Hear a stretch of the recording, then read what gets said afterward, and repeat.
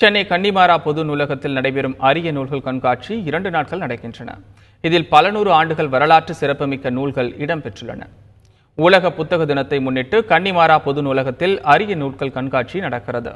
இதில் பல நூறு ஆண்டுகள் வரலாற்று சிறப்புமிக்க நூல்கள் இடம்பெற்றுள்ளன. கண்காட்சியை தொடங்கி வைத்து பார்வையிட்ட பள்ளி கல்வித்துறை செயலாளர் உதயச்சந்திரன் பின்னர் செய்தியாளர்களை சந்தித்தார்.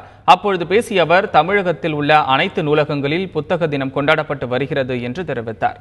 கன்னிமாரா நூலகத்தில் நடைபெறும் வரலாற்று சிறப்புமிக்க கண்காட்சியை மாணவர்கள் பயன்படுத்திக் கொள்ள வேண்டும் என்றும் அவர் குறிப்பிட்டார்.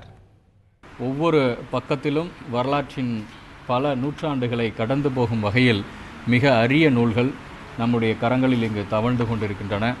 நம்முடைய மாணவர்களுக்கும் மக்களுக்கும் இந்த கன்னிமாரா நூலகத்தில் நடந்து கொண்டிருக்கும் இந்த நிகழ்ச்சி மிக அற்புதமான ஒரு வாய்ப்பு. நம்முடைய வரலாற்றை திரும்பி பார்ப்பதற்கு, நம்முடைய தமிழ்நாட்டின், இந்திய நாட்டின், அதுவும் குறிப்பாக மதராஸ் ராஜதானியின் நிர்வாகம் எப்படி இருந்தது, அதற்கு முன்னதாக தமிழில் முதலில் பதிப்பித்த நூல்கள் உட்பட, திருக்குறள் உட்பட அனைத்து நூல்களும் இங்கு பார்வைக்கு வைக்கப்பட்டுள்ளன. குறிப்பாக மாணவர்கள் இந்த நூலகத்திற்கு வந்து இந்த நூல்களை, வரலாற்றை பார்வையிடும் இந்த நிகழ்வை மேற்கொள்ள வேண்டும் என்று அன்போடு நான் கேட்டுக்கொள்கின்றேன்.